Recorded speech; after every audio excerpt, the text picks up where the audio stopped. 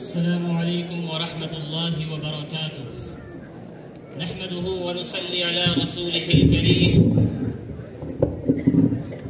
اما بعد فاعوذ باللہ من الشیطان الرجیم بسم اللہ الرحمن الرحیم ولا تكتموا الشهادة ومن يكتمها فإنه آثم قلبه صدق اللہ العظیم۔ معزز مہمانان عظام، صدر جلسہ اور عزیز ساتھیوں، آج کے اس پروقار اجلاس میں میں جس موضوع پر روشنی ڈالنا چاہتا ہوں وہ ہے ہندوستانی سیاست اور مسلم نوجوان۔ حاضرین کرام، ایک وقت تھا جب پورے ہندوستان میں انگریزوں کی حکومت تھی، فرنگیوں کا راج تھا، لیکن آپ کو یہ جان کر حیرت ہوگی کہ اس وقت انگریزی حکومت کے شعبے میں مسلمانوں کی نمائندگی 30% تھی۔ لیکن حضرات گرامی قدر، آزادی ملے آج 75 سال گزر گئے، ان 75 سالوں میں مسلمانوں نے کیا ترقی کی ہے؟ یہ ایک اہم سوال ہے۔ اگر آپ اس کا جائزہ لیں گے تو معلوم ہوگا کہ انتہائی منصوبہ بند طریقے سے سیاست، معیشت، تعلیم اور ترقی کے ہر میدان سے مسلمانوں کو نکالتے سب سے نچلے درجے پر پہنچا دیا گیا۔ آج ملکی تجارت میں مسلمانوں کی نمائندگی نہ کے برابر ہے، اور اگر ہے بھی تو بڑی مشکل سے 2% ہے۔ آبادی میں آج مسلمان 25% سے زائد ہیں، لیکن سیاست میں اس کی حصہ داری صرف 2.5% ہے۔ اسی طرح تعلیم میں اس کی حصہ داری 2% ہے۔ میں حکومت سے پوچھنا چاہتا ہوں کہ کیا اسی افلاس و غربت کی خاطر ہمارے پرکھوں نے اس ملک کو آزاد کرایا تھا؟ کیا یہی صلہ ہے ہماری قربانیوں کا؟ کیا یہی بدلہ ہے ہماری وفاداری کا؟ حیرت تو یہ ہے کہ جس قوم نے اس ملک کو آزاد کرانے میں سب سے اہم رول ادا کیا تھا، اسی قوم کو آج دوسرے درجے کا شہری بنانے کی سازش رچی جا رہی ہے۔ اس کے ووٹنگ پاور کو چھیننے کی پلاننگ کی جا رہی ہے۔ اس کو اس ملک سے نکالنے کی خاطر ان کے نوجوانوں کو تہہ دیگ کیا جا رہا ہے۔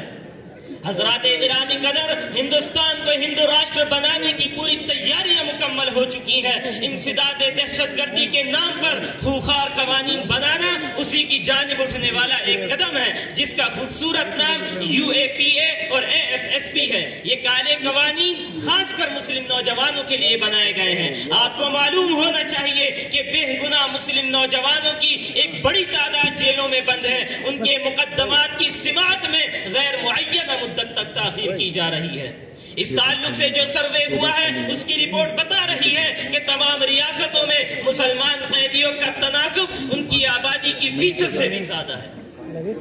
آج صورتحال یہ ہے کہ اکثریتی ریاستی حکومتیں مذہبی مسلمانوں اور دیگر مذہبی اقلیتوں کو ریزرویشن دینے کے لیے تیار نہیں ہے، جبکہ جسٹس رنگ ناتھ مشرا کمیشن رپورٹ میں مسلم ریزرویشن کے تعلق سے سفارش کی گئی ہے، جس کو پارلیمنٹ میں پیش بھی کیا گیا، لیکن حکومت نے ان سفارشات پر عمل کرنے کے تعلق سے کوئی قدم نہیں اٹھایا۔ مسلمانوں کا عالمیہ یہ ہے کہ کوئی سیاسی پارٹی مسلم ریزرویشن معاملے میں دلچسپی نہیں رکھتی۔ مرکزی دھارے میں شامل سیاسی جماعتوں کی بے حسی صاف دکھائی دیتی ہے، جس کا نتیجہ ہے کہ آج تک پارلیمنٹ میں اس مسئلے پر کوئی سنجیدہ بحث نہیں کی گئی۔ محترم حضرات، ضرورت اس بات کی ہے کہ مسلم ریزرویشن کو زندہ اور برقرار رکھا جائے، مختلف ریاستوں میں عوام کو متحرک کیا جائے، اور آنے والے لوک سبھا الیکشن کے دوران اس مسئلے کو اہمیت دے کر سامنے رکھا جائے۔ آپ کو یہ جان کر حیرت ہوگی کہ ہندوستان کی آبادی کم و بیش 30 کروڑ ہے۔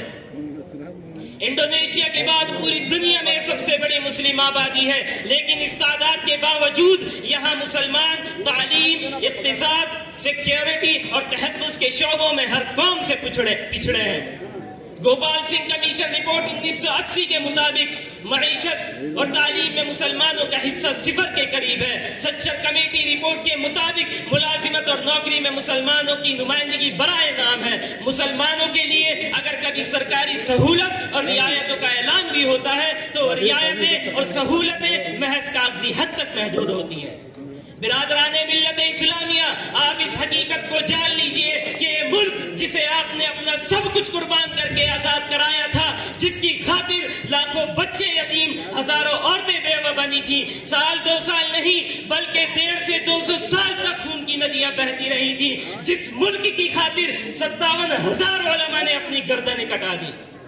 ہندوستان کی آزادی کو آج 75 سال کا زمانہ گزر گیا۔ ان 75 سالوں میں مسلمانوں نے کیا ترقی کی ہے؟ اگر ہم اس پر غور کریں تو پتہ چلتا ہے کہ ایک محدود طبقے نے، جس کی آبادی کا تناسب 3 سے 4% بھی نہیں، مخصوص پلاننگ اور سازش کے تحت ملک کی سطح کو اپنے قبضے میں کیے رکھا اور ملک کو اپنے اشاروں پر نچاتا رہا اور مسلمانوں کو حکومت کے شعبوں اور سیاست سے اس طرح نکال دیا جیسے گندھے ہوئے آٹے سے بال کو نکال دیا جاتا ہے۔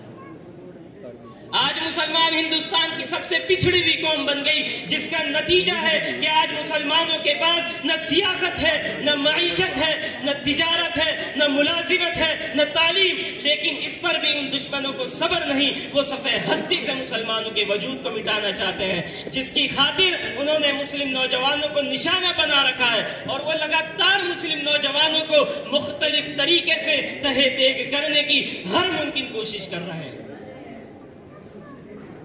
محترم حضرات، یہ ہے ہندوستانی سیاست میں مسلم نوجوانوں کی حیثیت۔ آئیے میں آپ کو اس حقیقت سے بھی آگاہ کرتا چلوں کہ اس ظلم و ستم کا نشانہ صرف مسلمان ہی نہیں بلکہ ہر وہ قوم ہے جس کا تعلق اقلیت سے ہے، جس کا تعلق چھوٹی ذات سے ہے۔ آج ملک کے کونے کونے میں آدی واسیوں پر ظلم ہوتا ہے، دلتوں پر ظلم ہوتا ہے، دبے کچلے لوگوں پر ظلم ہوتا ہے۔ میں حکومت سے جاننا چاہتا ہوں، حکومت کے نمائندوں سے پوچھنا چاہتا ہوں کہ اے سطح پر قبضہ کرنے والوں، بتاؤ انگریزوں کی غلامی اچھی تھی یا تمہاری تاناشاہی اچھی ہے؟ انگریز تو تاناشاہ تھے، مگر تم ڈکٹیٹر ہو یا جمہوری نمائندہ؟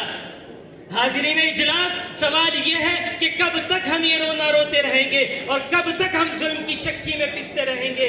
وقت کی پکار اور موجودہ حالات کا تقاضا ہے کہ 70% ہندوستانی ذات پات سے اوپر اٹھ کر، اونچ نیچ سے اوپر اٹھ کر، مذہب و مسلک سے اوپر اٹھ کر بحیثیت ہندوستانی ایک پلیٹ فارم پر آ جائے، جن کا مقصد صرف ایک ہو کہ ہندوستان کی غریبی دور ہو جائے، ہندوستان کی مفلسی دور ہو جائے، لوگ غریبی سے نجات حاصل کر لیں، بے روزگاری کا خاتمہ ہو، نوجوانوں کو روزگار مل جائے، عدل و انصاف کو فروغ دیا جائے، جس کے نتیجے میں پورے ملک کے اندر عدل و انصاف کو فروغ دیا جائے۔ حضرات گرامی قدر، اگر اب بھی ہم بیدار نہیں ہوئے اور ملکی حالات بدلنے کے لیے متحد ہو کر ایک پلیٹ فارم پر جمع نہیں ہوئے تو آنے والا مستقبل اور آنے والا 2024 کا الیکشن ہماری تباہی کا پیغام اور ہماری بربادی کا اعلان ہوگا۔ آئیے بارگاہ الہی میں ہم دعا کریں کہ اللہ تعالیٰ ہمیں اس حقیقت کو سمجھنے کی توفیق عطا فرمائے اور 70% ہندوستانیوں کو بھی اس حقیقت کو سمجھنے کی توفیق عطا فرمائے۔ آمین وآخر دعوانا الحمدللہ رب العالمین۔